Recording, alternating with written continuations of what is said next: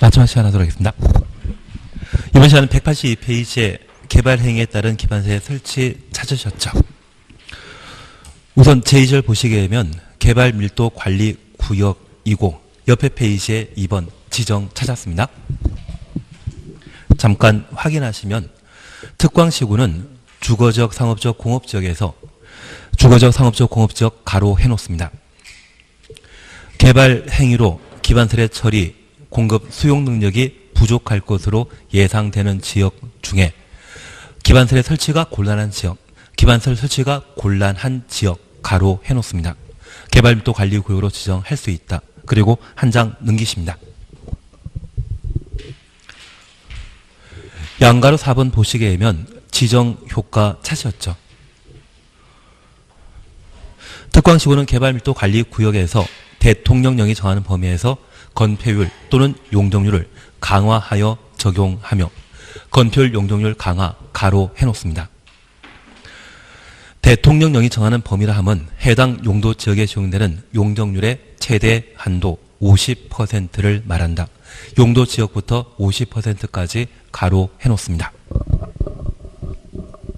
그러면 이제 이걸 봐주십니다.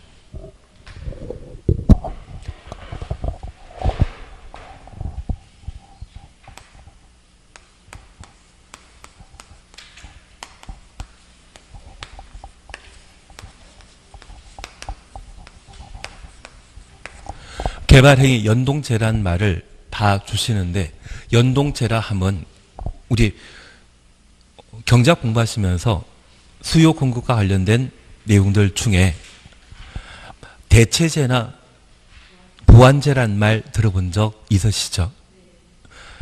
만약 대체제와 관련되어서는 어떤 특정한 물건의 가격이 올라가고 한다고 하면 대체제의 수요가 늘어나지 않습니까?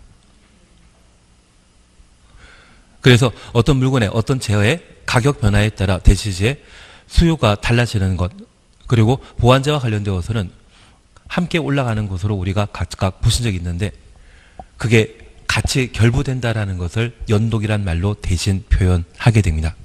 그러면 개발행 중에 가장 대표적인 것이 있다면 건축물, 건축인데 만약 상가나 공장이 만들어지게 된다고 하면 인구는 늘어나겠습니까? 감소되겠습니까? 늘어날 수밖에 없습니다. 그래서 최근 평택의 고덕 신도시라고 하는 곳이 만들어졌는데 삼성전자에서 10년 동안 120조를 투자해서 반도체 공장을 만든다고 해서 평택 인구가 갑자기 늘어났습니다. 그래서 한 15년 전만 하더라도 평택 인구가 한 15만밖에 안 됐었는데요. 삼성전자의 투자 발표 이후에 지금 40만이 넘은 상태입니다. 그래서 조만간 평택 쪽이 개발 사업이 전부 완료되게 되면 한 100만 넘는 인구가 되지 않을까 그런 생각을 하고 있습니다. 그리고 우리 세종시 같은 경우에도 뭐 수소에너지든 또는 연료 전지와 관련된 개발 공장이 만들어지게 된다고 하면 그에 따라 인구도 함께 늘어날 수 있을 겁니다. 이렇게 인구가 늘어나게 되면 기반설의 수요는 함께 늘어나게 되고 저 기반설의 수요가 늘어나게 되면 저 기반설의 부족 현상이 예상되거든요. 새로운 설치가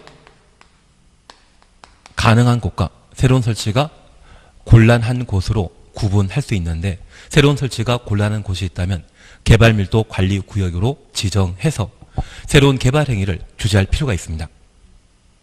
새로운 기반설의 설치가 곤란한데 해당 지역에 공급되는 한정된 기반설을 새로 유입되는 인구와 함께 나눠 쓰기는 좀 부족할 수 있지 않겠습니까? 그래서 용적률 등을 강화시키는 것이 개발밀도 관리구역의 특징이고 새로운 기반설의 설치가 가능하다면 기반시설 부담구역으로 지정해서 저 기반설 부담구역에 필요한 기반설을 개발 이익을 얻는 자가 설치 비용을 부담하는 것이 타당할 겁니다. 지금 우리가 살고 있는 이 세종시 건설 지역이 기반설 부담 구역이거든요. 그래서 이 기반설 부담 구역은 매년 시험 문제가 반복 출제되게 됩니다. 다만 개발밀도 관리구역은 현재 지정된 장소가 없습니다.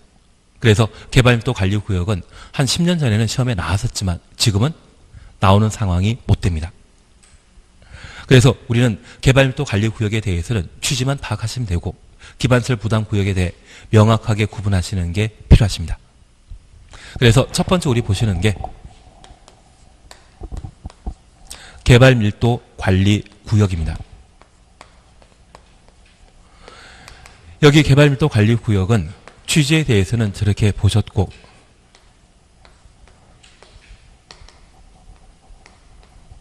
대상과 절차에 관한 사항들을 우선 잡아주시는 게 필요합니다.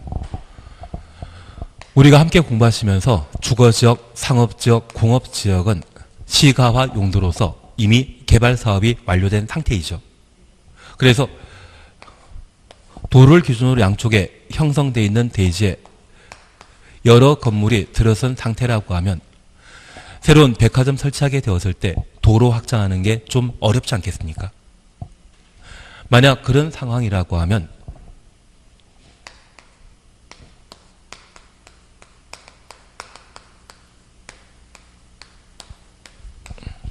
조상공으로서 새로운 기반틀의 설치가 불가능한 곤란한 지역에 대해 개발밀도 관리구역으로 지정할 수 있습니다. 다만 지금 우리가 공부하는 파트는 도시군 관리계획에 관한 내용을 공부하고 계십니까? 개발행위 허가를 공부하고 있으십니까? 개발행위 허가를 공부하고 있다고 하면 저 개발행위 허가와 관련된 관할 관청은 허가권자이거든요. 그래서 저 개발밀도 관리구역은 끝에 구역이란 말로 끝나지만 이를 지정할 수 있는 자는 허가권자이시 결정권자가 아닙니다. 그래서 우리는 도시군 관리 계획으로 결정할 수 있는 용도구역으로 개시수도란 말을 공부한 적이 있습니다. 그린벨트에 해당되는 개발 제한구역, 시가조정구역, 수산자원보호구역, 도시자연공원구역을 도시군 관리 계획으로 지정, 변경할 수 있는데 이 개발밀도 관리구역은 도시군 관리 계획의 결정 대상 아닙니다. 개발밀도 관리구역은 개발행위와 관계된 사항으로 누가 지정할 수 있다? 허가권자, 특광시군이 지정할 수 있다는 것을 기억해 주십니다. 그리고 두 번째입니다. 만약 이 개발밀도 관리구역을 지정하게 되면 용적률을 최대 50% 강화한다고 합니다. 만약 내가 살고 있는 동네를 개발밀도 관리구역으로 지정하게 되면 나는 찬성한다, 반대한다? 찬성하는 분 안 계신가요? 그러면 이 개발밀도 관리구역 지정 시에는 주민 의견 청취 거칠 필요 없죠. 100% 반대하기 때문에 따로 의견 조사할 필요가 없습니다. 그래서 이 절차와 관련되어서는 주민 의견 청취 없다. 그거 하나면 되시지 나머지는 볼 필요 없는 겁니다.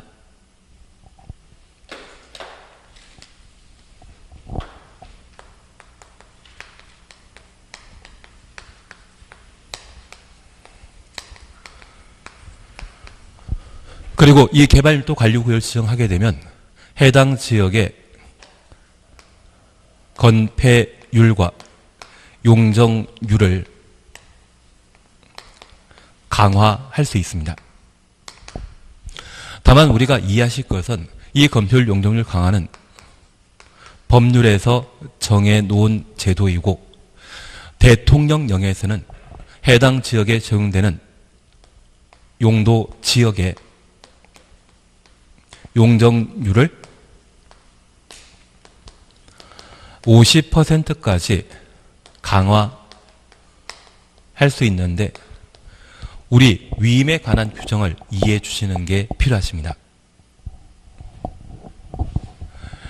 내가 자제분에게 용돈 1,000원 주면서 저 1,000원 가지고 호떡이나 떡볶이 사 먹으라고 하면 그 자제분이 저 1,000원 어치 호떡을 사 먹게 된다고 하면 그건 잘 사용한 것이죠.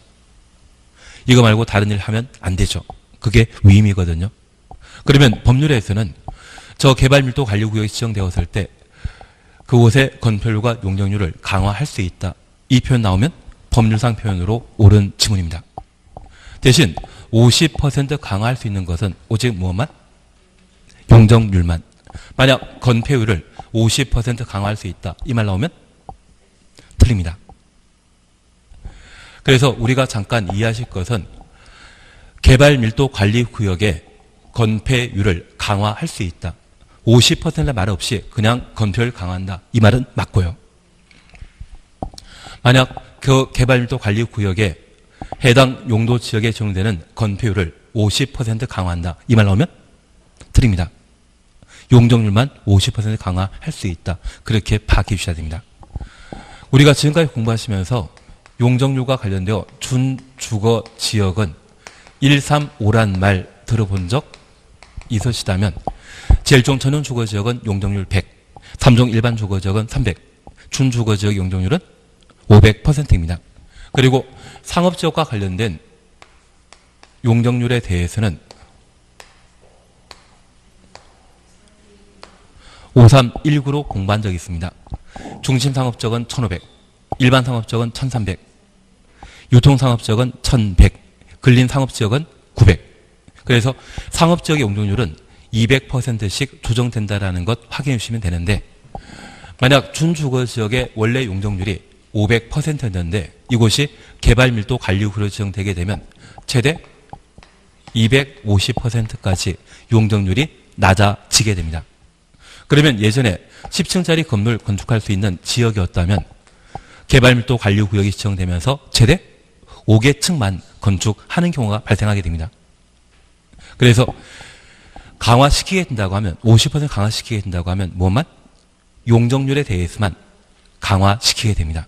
그러면 10층짜리 건물이 이제 5층짜리 건물 건축하게 되면 해당 지역에 부족하나마 기반세를 해당 지역 주민들과 함께 나눠 사용할 수 있겠죠. 그런 제도를 개발밀도관리구역이라 표현하게 됩니다. 그러면 이 개발밀도관리구역에도 건물을 건축할 수 있죠. 10층짜리 아니라 5층짜리 건물을 건축하는 겁니다.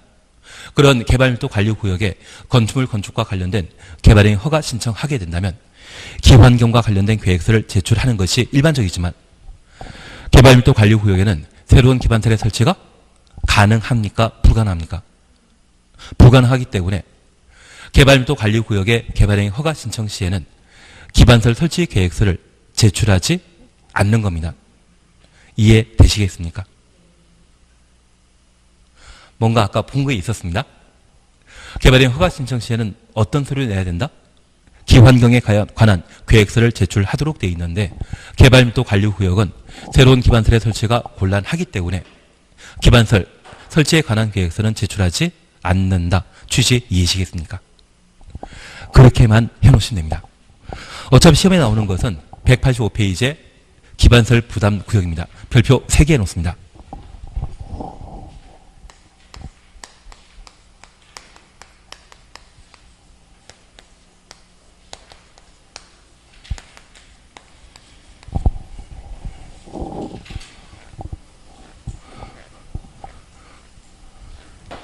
그러면 이 기반설 부담구역과 관련되어 우리 구분하실 것은 마찬가지로 대상과 절차입니다.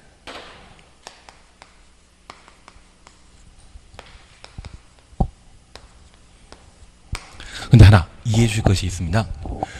여기 기반설 부담구역은 한 20년 전만 하더라도 대한민국 전국이 기반설 부담구역이었습니다.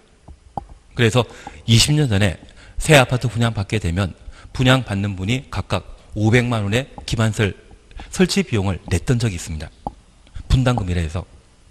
그리고 최근 동탄 같은 경우에는 우리는 제가 세종시는 잘 모르겠지만 동탄 같은 경우에는 기반설 부담구역에 해당되는 곳으로서 기반설 설치 비용을 냈거든요. 그렇게 내놓은 게 5천억이라고 합니다. 그리고 그 5천억의 납부 조건은 GTX 있지 않습니까? 그걸 만들어주는 것이 납입 조건이었습니다. 그래서 동탄 신도시가 지정 발표된 게 2004년도이고 택지개발사업과 함께 개발사업 이루어졌던 게 한 2010년 정도인데 지금 입주하고 나서 10년 가까이 동안 GTX 설치 요연했거든요. 국토교통부 장관을 잘 뽑아서 이번에 만들어지는 것 같습니다.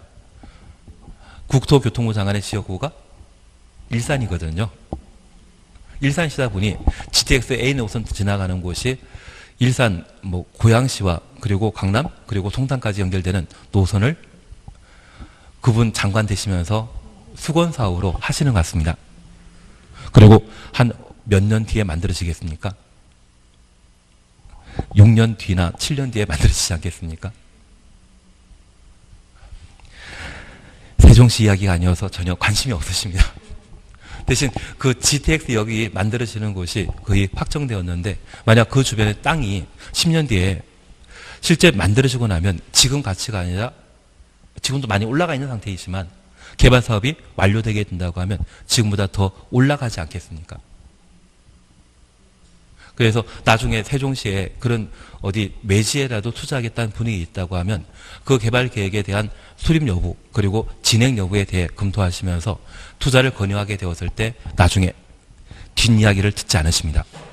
그냥 아무 때나 투자하면 가격이 오른다 해서 10년, 20년 지났을 때 계속 그 가격 유지하는 경우 있거든요. 그래서 우리 충청남도 세종시 일대라고 하면 상수원 역할하는 곳이 대청댐이지 않습니까? 그 대청댐 주변은 상수원 보호구에 해당되는데 그곳 땅이 아주 저렴하기 때문에 10년 뒤 20년 내에 가격이 올라간다. 절대 안 오릅니다. 그게 개발되게 된다면 상수원 오염되기 때문에 수도를 어디에서 공급할 수 있겠습니까? 그래서 서울 같은 경우에도 팔당댐 주변 개발 절대 안 됩니다.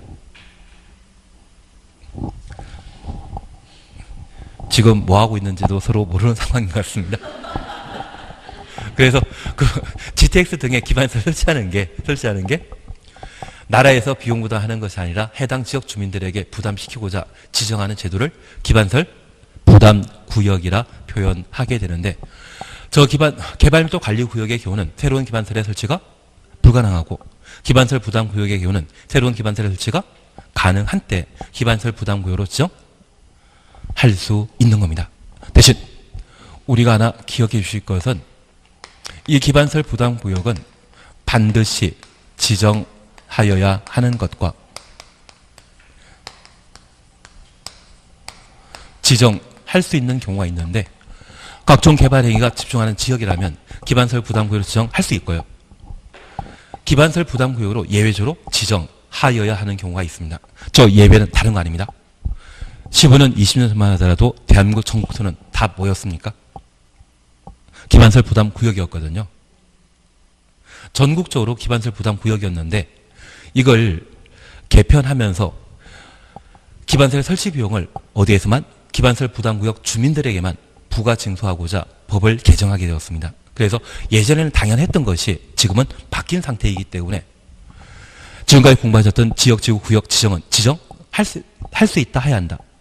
할 수 있다였지만 얘만큼은 옛날에 적용되던 제도를 기반시설 부담 구역 안에서만 기반시설 설치 비용의 부담을 해당 지역 주민들에게 부과시키는 것으로 법이 개정되었기 때문에 일부 지역에 대해서는 지정하여야 하는 경우가 있습니다. 할 수 있는 것은 개발행위에 집중되었을 때 그때만. 그래서 우리가 함께 기억하시는 것으로 정택 10년 시공로 30만이라는 말 기억나십니까? 지정하여야 한다. 지구 단위 계획으로 지정하여야 한다. 그리고 연안 침식 지역에 대해서는 방제 지구의 지정 변경을 도시군 관리 계획으로 결정해야 한다. 그래서 장소에 관한 개념으로 딱 3가지만 지정해야 한다이고 나머지는 다 지정할 수 있다입니다. 그래서 이쪽은 법이 개정되거나 용도 지역이 변경됨으로써 개발행위 허가 기준이 대폭 완화되는 곳이라면 기반시설 부담구역으로 지정하여야 하고 인구 증가율이나 개발행위 허가 건수가 20% 이상 늘어나는 곳이 있다고 하면 기반시설 부담구역으로 지정하여야 합니다. 다만 개발행위가 집중된다 이 말 보게 되면 기반시설 부담구역으로 지정할 수 있다라고 해주셔야 됩니다. 완화란 말과 20%라는 말을 보지 못한다고 하면 그때는 지정할 수 있다. 그렇게만 구분해 놓습니다. 그리고 이 기반시설 부담구역은 개발행위 허가와 관련된 파트로서 허가권자가 지정할 수 있습니다. 특광시군이 지정하게 됩니다. 그리고 이 지정 절차와 관련되어 주민 의견 청취를 실시합니다. 개발도 관리 구역의 경우는 주민의견 정치 없습니다. 여기에서는 주민의견 정치 하도록 되어 있습니다. 그래서 이번에 기반시설 부담구역 지정하는 게 괜찮은지 해당 지역 주민에게 물어봐야 되고요. 이 기반시설 부담구역에 어떤 기반시설 만들 것인지 그래서 왕복 4차선 도로 만드는 게 좋은지 해당 지역은 우리 세종시의 도심이기 때문에 4차선 도로 가지고는 부족해. 왕복 8차선 만드는 게 좋아. 그런 의견도 있을 수 있거든요. 그런 주민 의견 청취를 거쳐 기반설 부담구역을 지정, 고시하도록 되어 있습니다. 그리고 이 기반설 부담구역이 지정되게 되면 해당 지역에는 기반시설 설치 계획을 수립하도록 되어 있는데 허가권자인 특광시군이 기반설 부담구역 지정 고시로부터 1년 이내 기반설 설치 계획을 수립하여야 합니다. 그래서 하나 이해하실 것이 있습니다. 1년 전에, 최대 1년 전에 기반설 부담구역 지정 시에 주민 의견 조치를 했는데 1년 만에 사람 마음 바뀌겠습니까? 만약 1년 만에 사람 마음 바뀐다고 하면 계속 주민 의견 정치해야 되는데 그러면 계획 수립이 지연되게 됩니다. 지금 기반설 부담구역은 개발 행위가 집중되는 장소이거든요. 인구가 많이 늘어나고 있는 장소입니다. 지금 당장 도로가 부족하고 병원 부족한 상태인데 학교 부족한 상태인데 빨리 만들어줘야 되지 충분한 주민 의견 정치하고 천천히 만들게 된다고 하면 필요한 기반설의 설치는 좀 미래에 이루어질 요연한 일이 될 수 있겠죠. 그래서 저 기반설 설치 계획 수립 시에는 주민 의견 정치 한다 안 한다? 안 하는 게 특징입니다. 왜? 최대 1년 전에 주민 의견 정치 했기 때문에 1년 만에 또 주민 의견 정치 할 필요는 없다. 그런 취지에서 기반설 설치 계획 수립 시에는 주민 의견 정치가 없는 겁니다. 그래서 주민 의견 정치하지 않는 것 3개입니다. 우리 국토계획법에서는 단계별 집행계획 수립, 토지 수용과 관련된 보상 지급 문제이거든요. 그리고 두 번째, 기반설 설치 계획은 최대 1년 전에 주민 의견 정치했기 때문에 또 할 필요 없다. 그런 차원에서 잡아주셔야 됩니다. 그리고 이 기반설 설치 계획에서 설치할 기반설이 확정되게 되면 돈 내야만 설치할 수 있지 않겠습니까?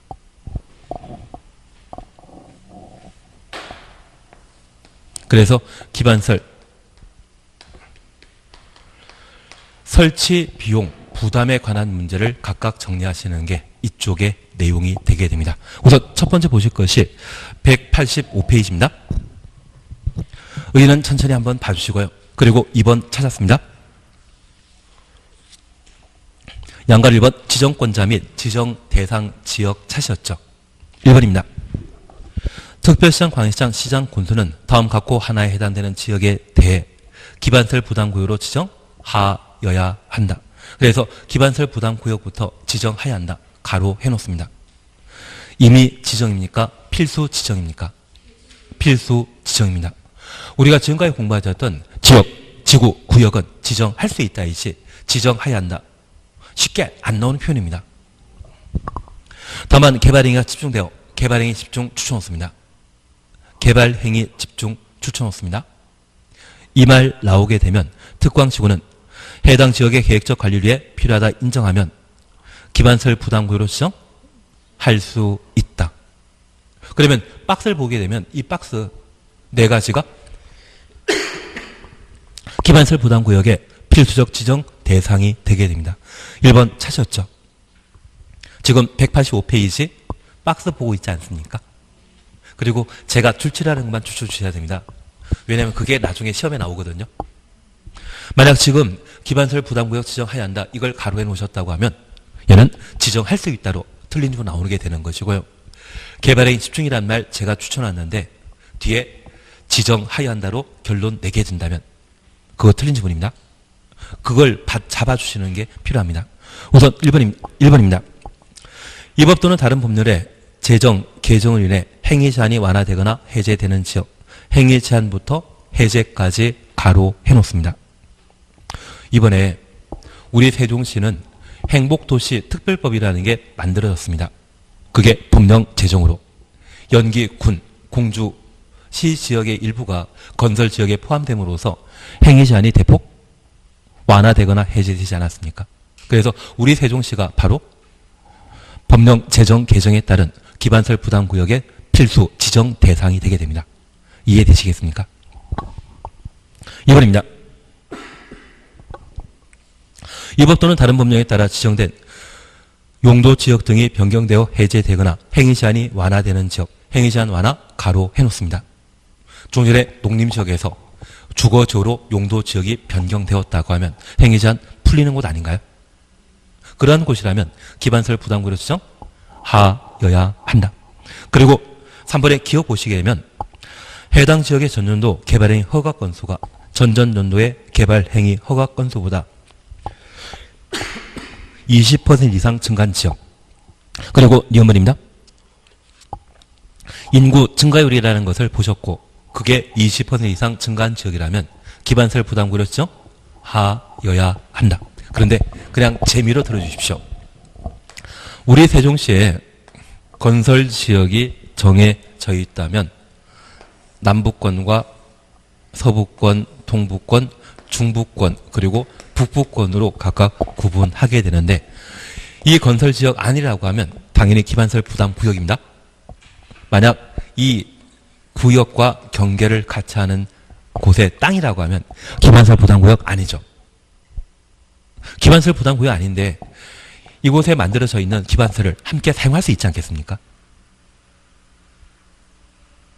그래서 나중에 땅을 보게 된다고 하면 우리 건설 지역의 범위를 명확하게 확인하시고 이곳에 토지를 거래하게 된다면 기반설 설치 비용의 부과 대상이 될 수 있지만 인접한 토지라고 하면 가까이 있기 때문에 함께 기반설 설치 사용할 수 있지 않겠습니까? 전혀 감흥이 안 오십니다. 아니, 서울 같은 경우는 여기가 서울이고 이쪽이 경기도 광명시가 있거든요. 도로 하나 지나면 서울이고 도로 건너편은 경기도입니다. 가끔 한밤중에 담배 사러 또는 음료수 하나 사르스러 길 건너편에 서울 가셔가지고 캔 하나 사오는 경우가 있거든요. 말도 안 되는 일이라고 생각하지만 현실적으로 이런 경우가 있습니다.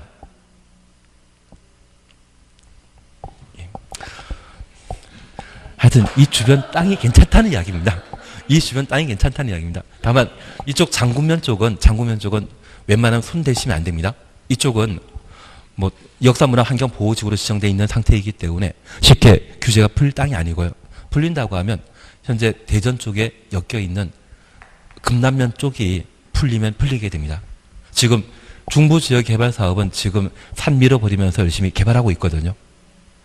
이쪽은 계속 확대될 상황이고 그리고 이쪽이 확대가 끝나고 난다면 그 다음에는 아마 동부권이나 또는 남부권 쪽으로 건설 지역이 좀 확대되게 될 겁니다. 근데 이 정도 안목은 있지 않으십니까?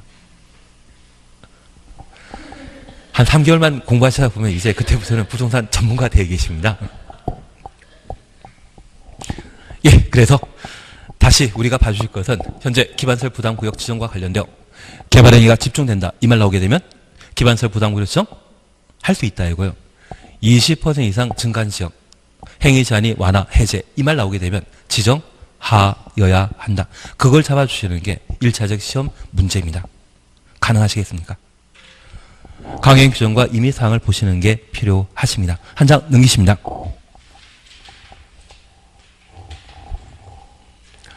지정 절차와 관련되어서는 그냥 지나가시는데 두 번째 줄에 주민 의견 들어야 하며 주민 의견 줄만 쳐놓습니다. 개발도 관리구역 지정 시에는 주민 의견 정치 없습니다. 기반설 부담구역 지정에 있어서만 주민 의견 청취 제도를 채택하게 됩니다. 그리고 3번 지정 기준 찾으셨죠? 양갈 3번 지정 기준 찾으셨죠? 박스에 1번만 봐놓습니다. 기반설 부담구역은 기반설이 적절하게 배치될 수 있는 규모로서 최소 10만 제곱미터 이상 규모가 되도록 지정할 것. 최소 10만 제곱미터 이상 추천했습니다. 186페이지에 양가을 3번 지정 기준 찾으셨죠? 10만 이상이라는 말을 추천했습니다. 시험에 매번 출제되게 됩니다. 그리고 2, 3에 대해서는 지금은 필요 없습니다. 그리고 3번 보시게 되면 기반설 설치 계획 찾았습니다.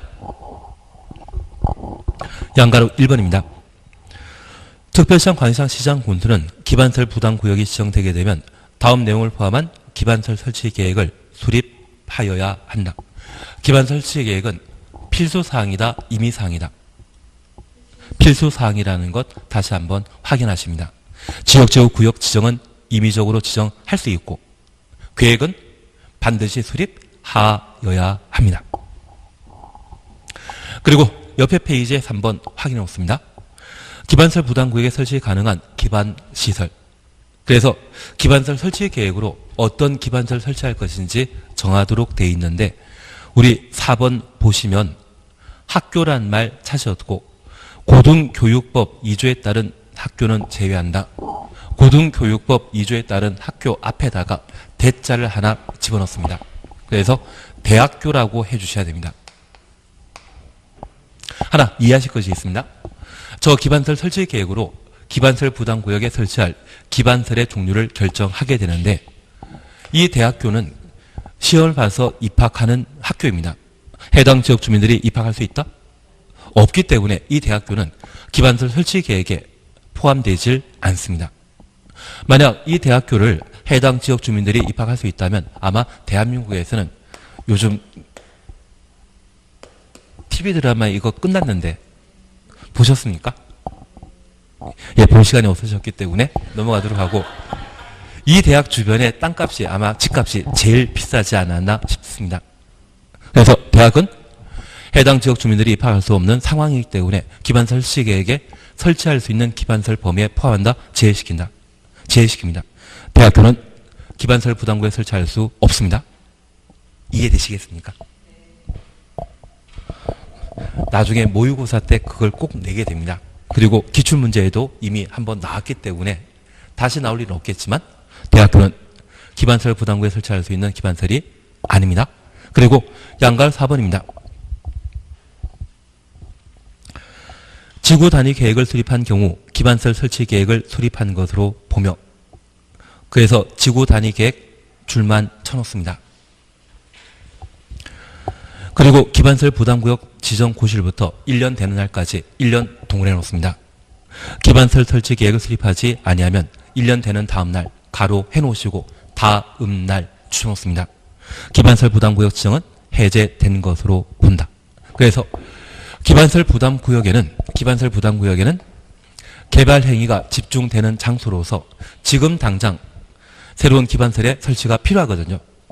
그래서 저 기반시설 부담구역에 수립할 기반시설 설치 계획은 구역 지정 고시 후 얼마?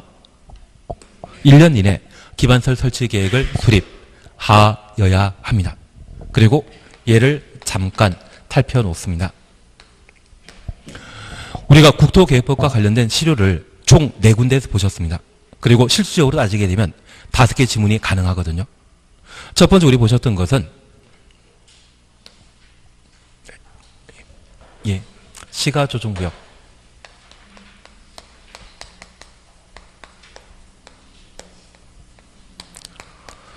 시가조정구역이 지정되게 되면 저 시가조정구역에는 지정 당시에 도시군 관리계획으로 5년 이상 20년 범위 내 시가화 유보 기간을 함께 결정하게 됩니다. 저 유보 기간 만료일 다음 날에는 시가조정구역의 지정은 효력 상실하게 됩니다. 그리고 두 번째 우리 보셨던 게 도시군 계획 시설입니다. 저 도시군 계획설 사업하는 장소를 도시군 계획설 부지라 하는데 10년 아니면 20년입니다. 10년이란 말 나오게 되면 매도 청구적을 연결해 주셔야 되고 20년이란 말 나오게 되면 20년 되는 다음날 효력 상실한다. 그래서 도시군 계획설 결정 고시일부터 20년간 사업 시행하지 않으면 20년 되는 다음날 효력 상실하게 됩니다. 그리고 세 번째가 지구 단위 계획 구역이었습니다. 저 지구 단위 계획 구역은 지구 단위 계획을 수립하기 위해 지정하는 장소로서 지구 단위 계획 구역이 결정 고시되게 되면 3년 이내 지구 단위 계획을 결정 고시하도록 되어 있습니다. 3년 내 지구 단위 계획이 결정되지 않다면 3년 되는 다음날 효력 상실하고 저 지구 단위 계획이 주민이 입안 제한하여 지구 단위 계획이 결정 고시되었다면 5년 이내 공사에 착수해야 되며 착수하지 않는다면 5년 되는 다음날 효력 상실하게 됩니다. 그리고 네 번째가 기반시설 부담구역이 지정되게 되면 몇 년?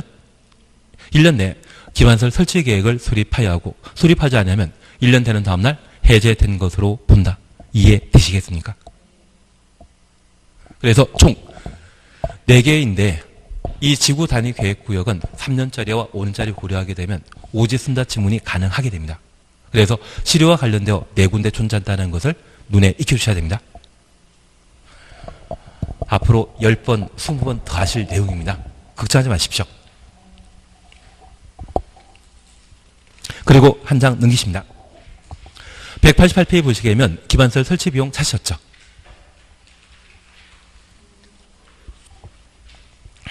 (2번) 찾았습니다. 부과 대상 및 선정 기준입니다. 양가로 1번입니다.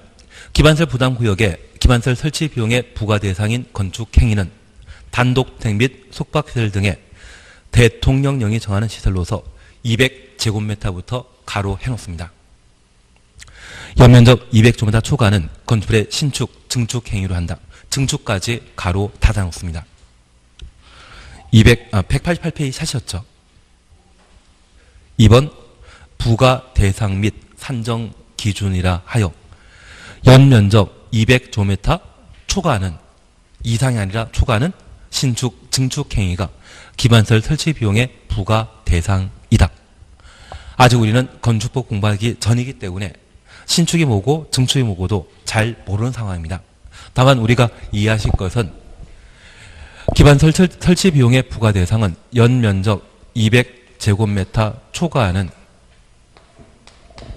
건축물의 신축, 증축 행위라면 연면적 200제곱미터는 대충 60평이거든요. 100평, 200평짜리 건물 건축하게 되면 좀 잘 사는 분이지 않겠습니까? 그 잘 사는 분에게 기반설 설치 비용을 부과 징수한다. 그렇게만 이해해 주십시오. 서민들의 부과하는 것이 아니라 연면적 200제곱미터 초과는 신축, 증축 시에 부과 대상이 되게 됩니다. 일단 여기까지만 해놓습니다.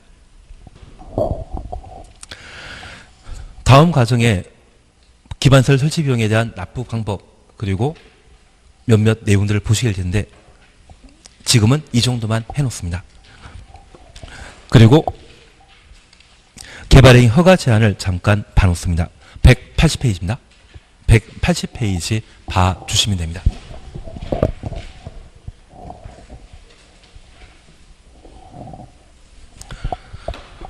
올해 시험에 나오겠습니까? 안 나오겠습니까? 작년에 나왔고 재작년에 나왔고 3년 전에도 시험에 나왔습니다. 올해도 시험에 나옵니다. 그래서 우리 구분해 주실 것은 최근 출제 사항은 여기 기반설 설치 비용과 관련된 내용들을 계속 시험에 반복했거든요. 그래서 기반설 부담구역 지정 대상과 관련되어 개발행위 집중이라는 말 쓰게 된다면 지정할 수 있다는 말, 20%란 말과 완화, 해제란 말 쓰게 되면 지정하여야 한다. 그리고 기반설 설치 계획과 관련되어 기반설 설치 계획의 대상이 될 수 있는 기반설에는 대학교는 빠진다라는 걸 잡아주셔야 됩니다. 설치 계획은 기반설 부담구역 지정하고 얼마? 1년 내 기반설 설치 계획을 수립해야 한다. 그리고 설치 비용에 관한 내용을 3월달에 아주 좀 더 자세히 해 나가시면 됩니다. 책에는 좀 보이시겠습니까? 예, 이게 되셨다고 하면 이제 180페이지를 함께 봐놓습니다.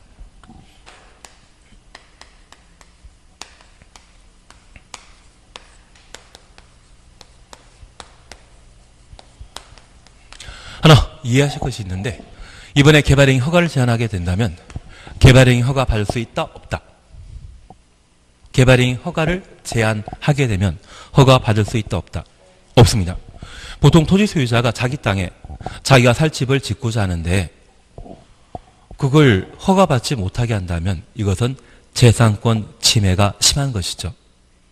그래서 간혹 우리 주변에 부동산과 인연이 없는 분들이 계십니다.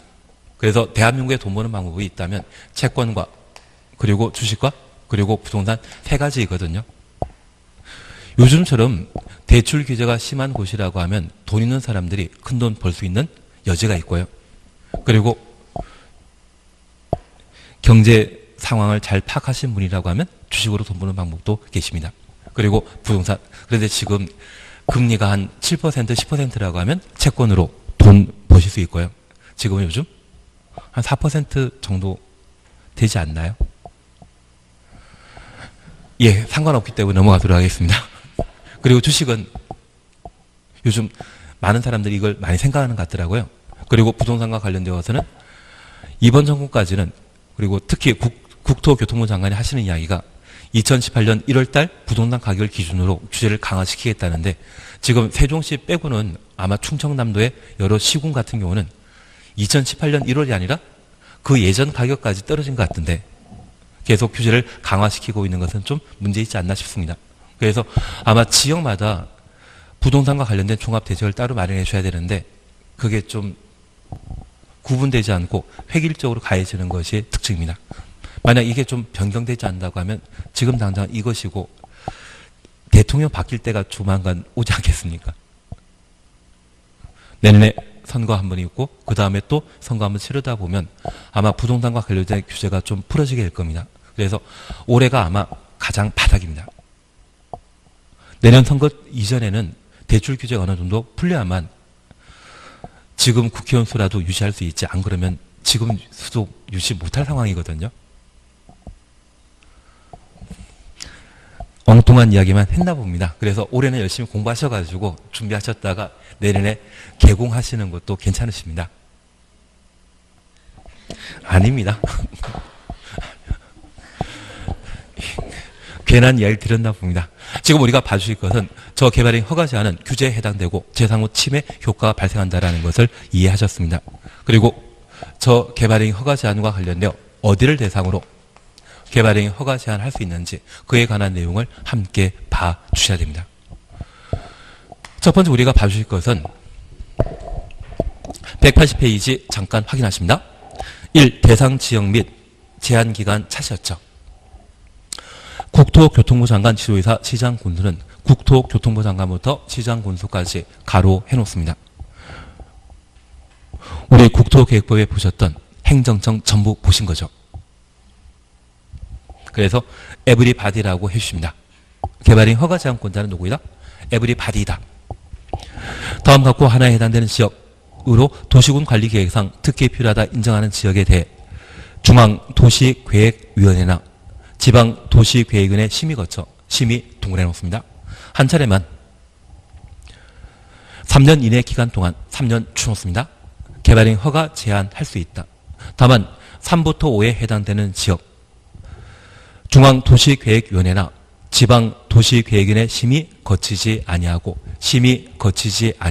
추천했습니다. 한 차례만 2년 이내 기간 동안 개발행 허가 제한을 연장할 수 있다. 2년 동그라미 해놓습니다. 그러면 3, 4, 5 묶어놓습니다. 3, 4, 5를 묶어놓습니다. 우선 3번 보시게 되면 도시군 기본계획이나 도시군 관리계획 수립하고 있는 지역으로서 계획 수립 중이죠. 계획 수립 중이죠. 그 도시군 기본계획이나 도시군 관리계획이 결정될 경우 용도, 지역, 지구, 구역 변경이 예상되고 개발행위 허가 기준이 크게 달라질 것으로 예상되는 지역, 개발행위 허가 기준부터 지역까지 가로 해놓습니다. 그리고 4번입니다. 지구 단위 계획구로 지정된 지역, 지구 단위 계획구역에는 지구 단위 계획을 몇 년? 3년 내 수립해야 되죠. 계획 수립 중인 장소입니다. 그리고 3번, 5번입니다. 기반설 부담구로 지정된 지역, 기반설 부담구역에는 기반설 설치 계획 수립해야 되죠. 몇 년? 1년 이내. 그래서 5번의 경우에도 계획 수립 중인 곳입니다. 그 계획 수립 중인 곳에는 최대 5년까지 개발행위 허가 제한할 수 있다는 이야기입니다. 그리고 1번, 2번 보십니다. 녹지지역이나 계획관리지역으로서 수목, 녹지지역부터 수목까지 가로 해놓습니다. 집단적으로 자라고 있거나 조수류 등이 집단적으로 서식하고 있는 지역, 우량농지로서 보존할 필요가 있는 지역, 보존 동그래 해놓습니다. 그리고 2번입니다. 개발 행위로 인해 주변 환경 경관 추놓습니다. 미관, 문화재 등이 크게 오염되거나 손상될 우려가 있는 지역, 이번의 경우에는 개발할 필요가 있습니까? 보존할 필요가 있습니까? 보전할 필요 있죠. 그래서 1, 2번 묶어놓고 보전이라 해놓습니다. 그러면 첫 번째 우리가 봐주실 것은 현재 개발행위 허가 제한적으로 지정할 수 있는 것은 계획을 수립 중인 곳과 특별한 보전이 필요한 곳이라면 개발행위 허가 제한 지역으로 지정할 수 있습니다. 그래서 우리 국어 시간 때 청산리 하면 그 다음 나오는 게 벽계수였습니다. 대신 공법 시간에는 녹계수라고 기억해 주셔야 됩니다. 그래야만 녹지지역이 나올 수 있고요. 그래야만 계획관리지역이 나옵니다. 저 녹지지역과 계획관리지역으로서 수목을 보존할 필요가 있거나 조수를 보존할 필요가 있거나 농지 보존할 필요가 있다고 하면 개발행위 허가 제한적으로 지정하고 개발행위를 할 수 없도록 규제를 간다는 이야기입니다. 취지 이해하시겠습니까? 그리고 환경, 경관, 문화재 개발행위에 따른 손상이 우려된다고 하면 이러한 경우에도 개발행위 허가 제한적으로 지정할 수 있는데 우리는 얘는 크게 신경 쓰지 않고 청산리 하면 녹계수 나오면 개발행위 허가 제한적으로 지정할 수 있는 겁니다. 그리고 여기 계획 수립과 관련되어서는 기지개로 기억해 놓습니다. 어디서 봤던 말이죠. 졸릴 때는 기지개 한번 키지 않으십니까? 그래서 기지개라고 기억해 놓으시는데 첫 번째 기반설 부담 구역이라면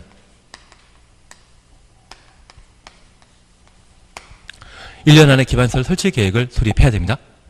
그리고 지구 단위 계획 구역이라면 3년 안에 지구 단위 계획 수립해야 되고 현재 도시군 관리 계획을 수립 중인 곳으로서 도시군 관리 계획이 결정되었을 때 개발행위 허가 기준이 크게 변경될 경우라면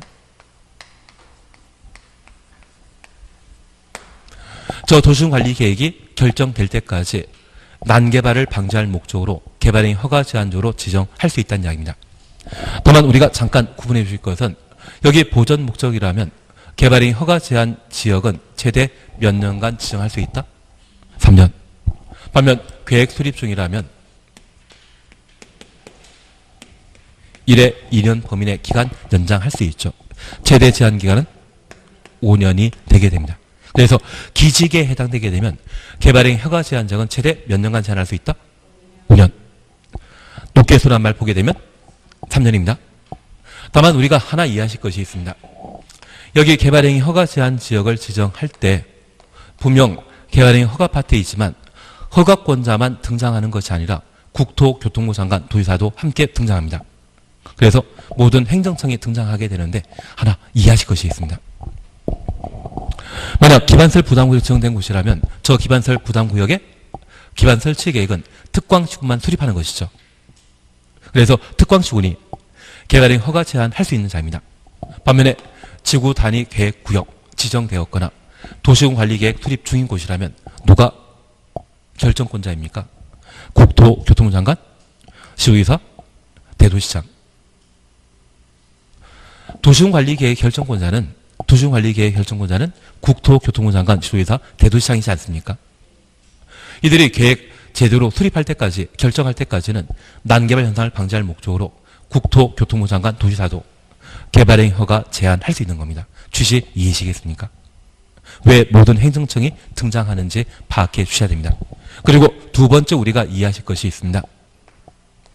여기 개발행위 허가 제한 지역을 지정하게 되면 국민의 재산권을 침해하는 행정처분인데 이러한 행정처분은 국토교통부 장관, 시도지사, 시장 군수는 도시계획의 전문가이다, 비전문가이다?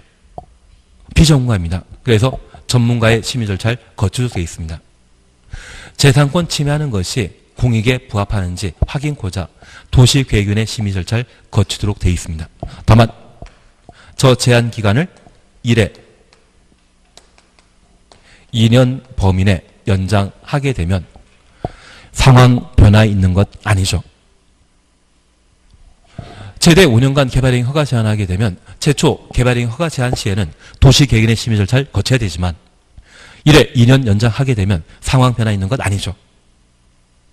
예전과 똑같은 상황이지 않습니까? 그럴 때는 도시계획위원회 심의 절차 거친다, 생략한다. 연장할 때는 상황이 바뀌게 되는 게 아닙니다. 재산권 침해가 계속 유지된 상태이기 때문에 그때는 도시계획위원회 심의 없이 1회 2년 범위 내 연장할 수 있습니다. 만약 시험에 연장하는 때에도 심의 절차 거쳐야 된다. 이 말 나오면 틀린 겁니다. 이해되시겠습니까? 그래서 이 파트에 시험에 나오는 것이 있다면 딱 두 가지입니다. 첫 번째는 개발행위 허가 제한 지역으로 지정할 수 있는 대상 총 5개인데 연장할 수 있는 3곳과 연장 못하는 2곳 구분하는 것을 시험에 내게 됩니다. 그리고 두 번째 시험 형태에 있어서는 저 연장 절차와 관련되어 심의 거치는 것, 제초 지정 시에는 심의 거치지만 연장하는 때는 심의 없이 제한 기간을 1회 2년 범위 내 연장할 수 있습니다. 그거 잡아주시는 게 이쪽에 시험 포인트가 되게 됩니다. 취지는 이해되시겠습니까?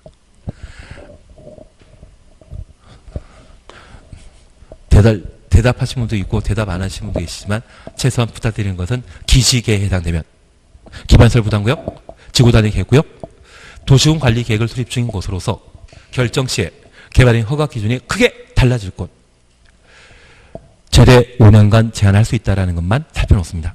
기시계란 말 기억해 주셔야 됩니다. 그리고 아마 3월 달에 들으실 때는 청산리 하면 녹개수가 자연스럽게 나오지 않나 싶습니다. 그래야만 녹지지역, 계획관리지역, 수목보존이라는 말이 쉽게 나오시게 될 겁니다. 그래서 1번 이렇게 살펴놓으시고 제한 절차와 관련되어 바로 4번 봐주십니다. 얘만 보면 오늘 끝내시면 됩니다. 제한 해제 고시 찾으셨죠? 개발이 허가 제한 지역 등을 고시한 국토교통부 장관, 시도의사, 시장, 군수는 국토교통부 장관부터 군수까지 가로 해놓습니다. 해당 지역에서 개발행위 제한할 사유가 없어진 경우에는 제한 기간이 끝나기 전이라도 지체 없이 개발행위 허가 제한을 해제하여야 한다.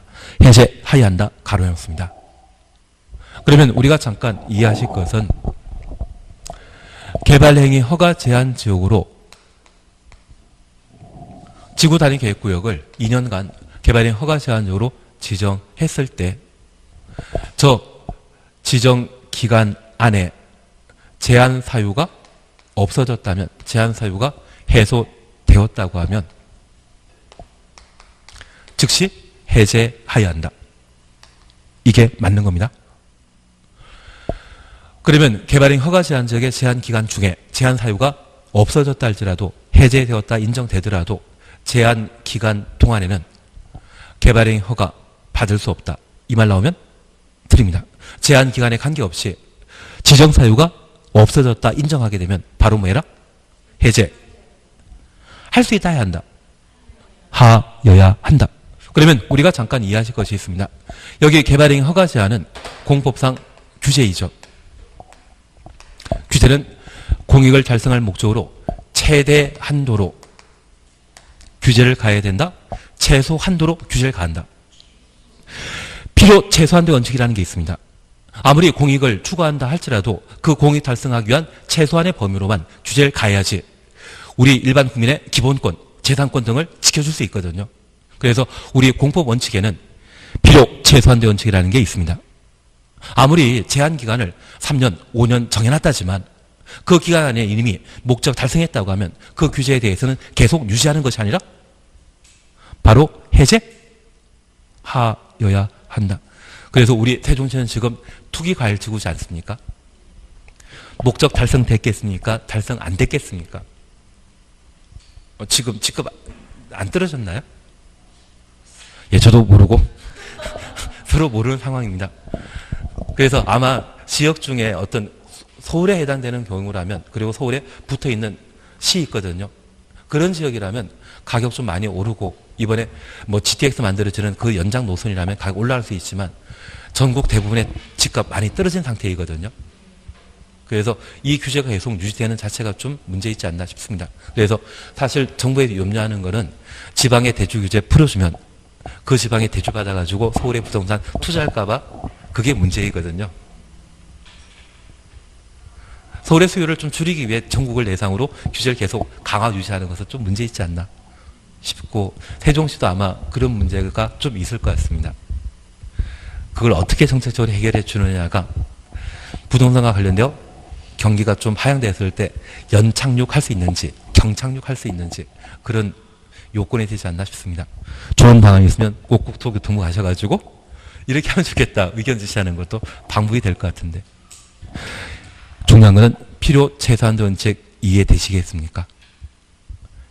제한 기간에 관계없이 지정 사유가 없어졌다면 해제하여야 한다. 그거 봐주시는 게 여기입니다. 오늘 여기까지 하시면 됩니다. 수고하셨습니다.